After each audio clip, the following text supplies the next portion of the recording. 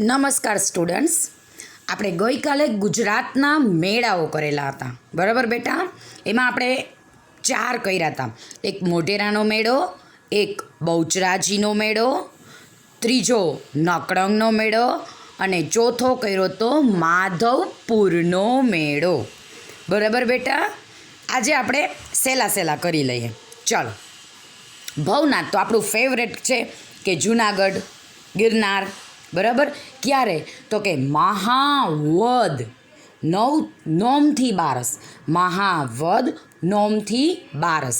ભવનાથ, જુનાગઢ, મહાવદ નોમથી બારસ. એના પછી આપણે સહેલા આપણે વયા જાય તો આહવા, ડાંગ દરબારનો મેળો. ડાંગમાં દરબાર ભરાય છે, આહવા એમ યાદ કરવાનું. જો ડાંગમાં આહવા દરબાર ભરાય. ડાંગ દરબારનો મેળો આહવામાં. ડાંગ દરબારનો મેળો આહવામાં. બરાબર? ક્યારે? તો કે હ કરો એમાંથી ફ કરી નાખવાનો. હનો આમ આખો ઊંધો સી નીકળવાનો, ફટાકડાનો ફ, એટલે ફાગણ સુદ પૂનમ. ડાંગ દરબારનો મેળો આહવા, ફાગણ સુદ પૂનમ. ફાગણ સુદ પૂનમ. હવે આપણે લઈ લઈજો પૂનમવાળું પૂનમ લઈ લઈએ. તો જો કાર્તિકી પૂર્ણિમાનો મેળો. કાર્તિકી પૂર્ણિમાનો મેળો. હવે કાર્તિકી પૂર્ણિમાનો મેળો તો ઓબ્વિયસલી કાર્તિકી પૂર્ણિમા એટલે પૂનમ. તો જો કાર્તિક પૂનમ, પણ કઈ? તો કે સુદ પૂનમ. કઈ પૂનમ? સુદ. પણ કઈ જગ્યાએ કાર્તિકી પૂર્ણિમાનો મેળો? કાર્તિક મહિનામાં સુદ પૂનમના દિવસે.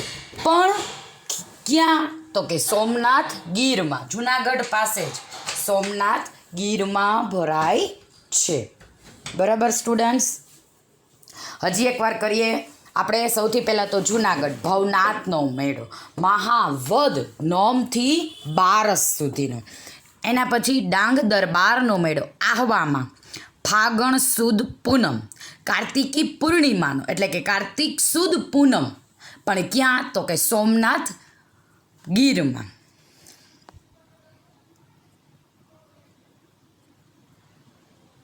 હવે ભાદરવી પૂનમનો, તો જો ભાદરવા પૂનમ પણ શું? સુદ. જો પૂનમ હોય ને બેટા એટલે હંમેશા શું આવે? તો કે સુદ જ હોય. અમાસ હોય ત્યાં શું આવે? અમાસ. વદ. પૂનમ સુદ.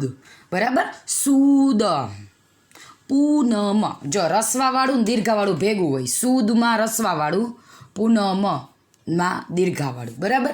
જો અમાસ વદ, અમાસ વદ, પૂનમ સુદ. તો જો ભાદરવી પૂનમનો તો ભાદરવા સુદ પૂનમ, પણ ક્યાં? તો કે અંબાજી બનાસકાંઠામાં. અંબાજી બનાસકાંઠામાં. બરાબર સ્ટુડન્ટ્સ? ચાલો, કાલે આપણે લોકોએ બહુ જ સરસ કર્યું હતું દ્રવિડ પ્રજા. બરાબર? આજે આપણે કરીએ ચોથા નંબરની પ્રજા. શું કહે છે? અન્ય પ્રજાઓ. અન્ય પ્રજાઓ એટલે જો ઘણી બધી આવી હતી. દ્રવિડો આવ્યા, એના સિવાયના ઘણા બધા ધીમે ધીમે કરાવીશ. પણ આજે આપણે અન્ય પ્રજાઓમાં કરીએ તો કે જો આ ઉપરાંત ભારતમાં મોંગોલોઇડ એટલે બેટા એક પ્રજાનું નામ છે. મોંગોલોઇડ, અલ્પાઇન, ડિનારિક અને આર્મેનોઇડ પ્રજા પણ હતી. એટલે આ લોકો પણ અહીંયા ભારતમાં જ હતા. શું કહે છે? મોંગોલોઇડ. તો કે જો આ પ્રજા ઉત્તર પશ્ચિમ ચીનમાંથી, એટલે જો આપણે એશિયામાં કઈ બાજુ છે? દક્ષિણ બાજુ. હવે આપણે ઉપર એટલે દક્ષિણના સ્ટાર્ટિંગમાં આપણે ભારત હતું, તો સેજ પશ્ચિમ બાજુ. બરાબર? પશ્ચિમ બાજુ ચીનમાંથી તિબેટ થઈને પહેલાં તો ભારતમાં આવી. તેમણે ઉત્તરના એટલે સૌથી પહેલાં એ જો ભારતમાં એન્ટર થાય એટલે ઉત્તર જમ્મુ કાશ્મીરને એ બધું આવે. તો જો એને શું કર્યું? તો કે ઉત્તર આસામ, સિક્કિમ, ભૂતાન, પૂર્વ બંગાળ બધામાં વસવાટ કર્યો. બરાબર? અને ધીમે ધીમે શું કર્યું? તો કે આપણા રાજ્યમાં વસવાટ કર્યો. એટલે અંદર શું કરે? તો કે સંસ્કૃતિ આદાન પ્રદાન કરે, લગ્ન કરે, વેપાર ધંધામાં ધીમે ધીમે આગળ પડતા આગળ આવ્યા રહ્યા અને ભારતીયકરણ થઈ ગયું. આ પ્રજા કેવી છે? મોંગોલોઇડ. તો કે જો આ પ્રજાનો વર્ણ કેવો છે? તો કે પીળો વર્ણ. પીળો. બરાબર? પીળા કલર છે. પછી તો કે ચહેરો ચપટો, ઉપસેલા ગાલ ગટ્ટા જેવા અને બદામ આકારની આંખો છે. એવો એનો શારીરિક લક્ષણો છે. મોંગોલોઇડ લોકો પીળા વર્ણના હતા, એટલે એનો રંગ કેવો હતો? પીળો. એટલે એને કહેતા હતા કિરાત. મોસ્ટ ઇમ્પોર્ટન્ટ બેટા, જોડકામાં પૂછાય મોંગોલોઇડ અ બાજુ હોય ને જવાબમાં હોય કિરાત. બરાબર, એનું બીજું નામ છે. એટલે હવે આપણે કીધું અલ્પાઇન, ડિનારિક, આર્મેડોઇડ. જો હંમેશા ભેગું યાદ રાખવાનું. આ ડી કાજો આ ડી. આ પ્રજાઓ કે જે મધ્ય એશિયામાંથી, એટલે ભારત છે એની એક્ઝેક્ટ ઉપરનો જે દેશ હતો ત્યાંથી આવેલી પ્રજા છે. ત્રણેય એક જ સરખા ભૌતિક ગુણધર્મ, એટલે કેમ પીળા હોય તો ત્રણે એક જ સરખા પીળા, ત્રણેયની આંખો ગુલાબી જેવી, એમ ત્રણેય એટલો કાંઈ દેખાવ આપ્યો જ નથી. એટલે આપણે કેવી શાંતિ, ખાલી યાદ જ રાખવાનું મધ્ય એશિયામાંથી 3 એકી હારે આવ્યા.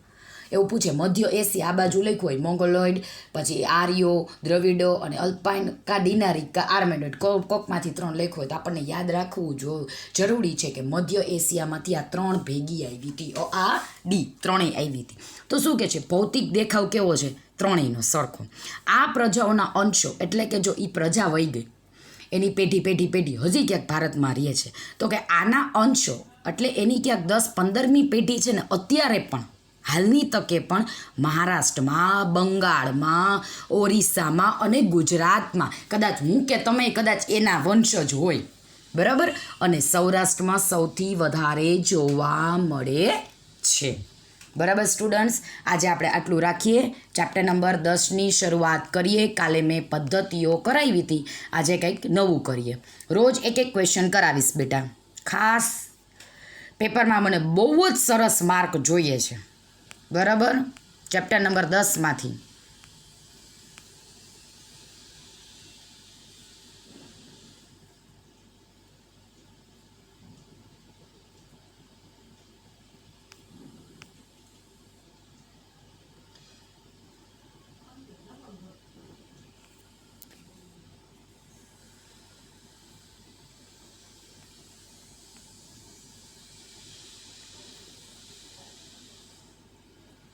ચલો, આજે એક પાક કરાવું છું, ઘઉં.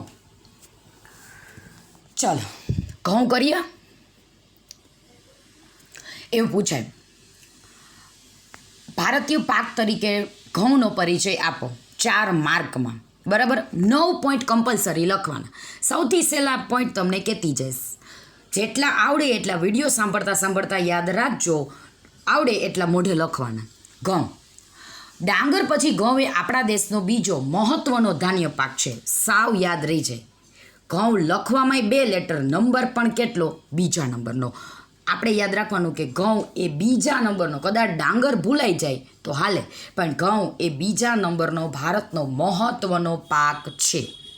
ભારતની 1/3 એટલે 33% ભૂમિ પર ઘઉંની જ ખેતી, એટલે કદાચ આખો ભારત 100% છે તો એમાં 33% ભાગમાં ખાલી શું ઉગે છે? ઘઉં. જો ભાગ કેટલો, મહત્ત્વનો પાક કેટલો? બીજા નંબરનો. ત્રીજા ભાગમાં ટોટલ વાવેતરના, ટોટલ કૃષિના ભારતની કુલ ભૂમિના ત્રીજા ભાગમાં શું ઉગે? ઘઉં. મહત્ત્વનો બીજો, ત્રીજા ભાગમાં ઘઉં ઉગે. યાદ રાખતા જાજો, વાક્ય તમારે ગોઠવી નાખવાનું, મુદ્દો બનાવતી જાઉં છું.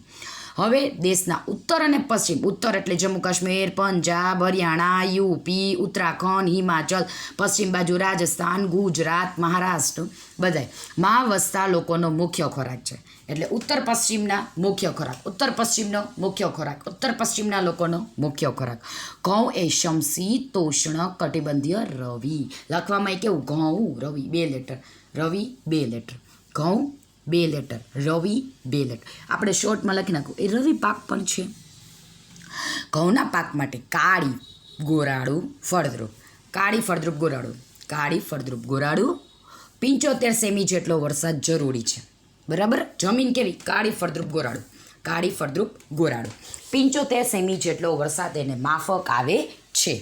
સિંચાઈની મદદથી ઓછા વરસાદવાળા ભાગમાં પણ જો વરસાદ નથી તો ત્યાં નહેરમાંથી સિંચાઈ દ્વારા પણ ઓછા વરસાદવાળા વિસ્તારમાં સિંચાઈથી પણ ઘઉંનો પાક લેવાય છે.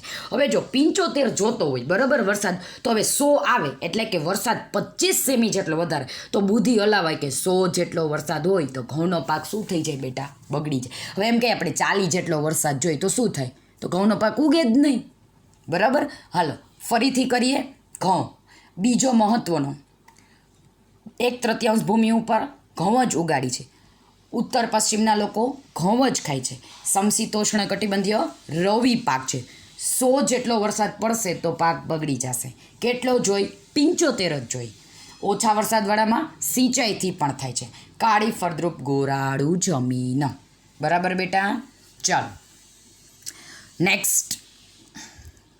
ઘઉંની ખેતી માટે યાંત્રિકીકરણ થયું હોવાથી, હવે ખબર જ છે કે યંત્રો, થ્રેશર મશીન, કે એમાં ઘઉંના ઓલા આખા પૂડા હોય ને, આખું આમ છોડવું ઉપાડી લેવાનું ને એમાં નાખી દેવાનું, એટલે શું થાય? એક બાજુ પાંદડા અને ડાળીઓ અને થડ નીકળે, અને એક બાજુ શું નીકળે? તો કે ઘઉંના ઓલા હોય ને ઓલા ડુંડા, એમાંથી શું નીકળી જાય? ડાયરેક્ટ ઘઉં નીકળી જાય. તો જો યાંત્રિકરણ થઈ ગયું, યંત્રોમાં થવા માંડ્યું, તો ઓબ્વિયસલી છે મજૂરોની જરૂર કેવી પડે? ઓછી પડે. હરિયાળી ક્રાંતિ થઈ, આપણને ખબર જ છે હરિયાળી ક્રાંતિ એટલે. તો કે હરિયાળી ક્રાંતિ થઈ બાદ ઘઉંનું ઉત્પાદન કેવું થયું? બમણું. બીજો મહત્વનો ભાગ, અને ઘઉંનું ઉત્પાદન પણ કેવું થયું? બમણું. પછી ખેતી માટે પંજાબ, હરિયાણા, પશ્ચિમી ઉત્તર પ્રદેશ ઘઉંની ખેતી માટે થાય છે, ત્યાં વધારે થાય છે. દેશમાં કુલ ઘઉંના ઉત્પાદનમાં 2/3 ભાગ આ રાજ્યોનો છે. જો ઘઉંનો 3 ભાગ જેટલો ભારત ઉગાડે છે, પણ એમાંય 2/3 જેટલો ખાલી આ 3 જ રાજ્યો, 1/3 જેટલો જ અલગ અલગ રાજ્યોમાં ઘઉં થાય છે. આ રાજ્યોમાં સિંચાઈની સગવડ હોવાથી હેક્ટર દીઠ ઉત્પાદન પણ કેવું થાય છે? વધારે. પંજાબમાં નહેરોના પાણીને લીધે ઘઉંનો વિપુલ પાક થાય. હવે જો આપણે બધા રાજ્ય રિલેટેડ, જો સૌથી વધારે પંજાબ, હરિયાણા અને ઉત્તર યુપીમાં થાય છે. પછી મહત્વનું છે કેટલો થાય? 2/3 થાય. શું છે? તો કે ત્યાં હેક્ટર દીઠ ઉત્પાદન એ કેવું થાય? વધારે. એટલે એ રાજ્યોના રિલેટેડ જ હવે 3-4 પોઈન્ટ આપણે લખ્યા. પહેલાં એ રાજ્યમાં સૌથી વધારે થાય. કેટલું થાય? તો કે 2/3 જેટલું. શું થાય? તો કે પંજાબમાં જ સૌથી વધારે હેક્ટર દીઠ ઉત્પાદન વધારે થાય છે. એની કથા કરી આપણે. અને પંજાબને જ શું કહેવાનું? ઘઉંનો કોઠાર. બરાબર. હવે શું કહે છે? મધ્યપ્રદેશ, ગુજરાત, એટલે આપણી આજુબાજુ, જો ગુજરાત ઉપર રાજસ્થાન, બાજુમાં મધ્યપ્રદેશ, નીચે મહારાષ્ટ્ર, પશ્ચિમ બંગાળ વગેરે રાજ્યોમાં પણ થાય છે. ગુજરાતમાં ભાલ પ્રદેશમાં ભાલિયા, ભાલમાં ભાલિયા, ભાલમાં ભાલિયા, ભાલમાં ભાલિયા, ભાલમાં ભાલિયા. આ ઉપરાંત ગુજરાતમાં રાજકોટ, મહેસાણા, જૂનાગઢ, ખેડામાં ખેમ રાજુ. યાદ રહી ગયું? ખેમ રાજુ. રાજુ ખેમ કા ખેમ રાજુ. રોજિંદા વપરાશમાં સર્વ પ્રકારના અનાજમાં ઘઉં સૌથી શ્રેષ્ઠ છે. ઘઉંમાંથી તમને આ વાક્ય તો મારે તમને કાંઈ કહેવાની જરૂરિયાત જ નથી. બરાબર ને? બધા જ પ્રકારના અનાજ કરતાં ઘઉંમાં પૌષ્ટિક તત્વો વધારે છે. આથી જ ઘઉં અનાજનો રાજા ગણાય છે. આજનો ક્વેશ્ચન આ છે. કાલે રવિવારે સ્પેશિયલી હું તમને લોકોને એક વિડીયો મોકલીશ. શેના માટે? રિવિઝન માટેનો. બરાબર બેટા? ઓકે ચાલો, નમસ્કાર.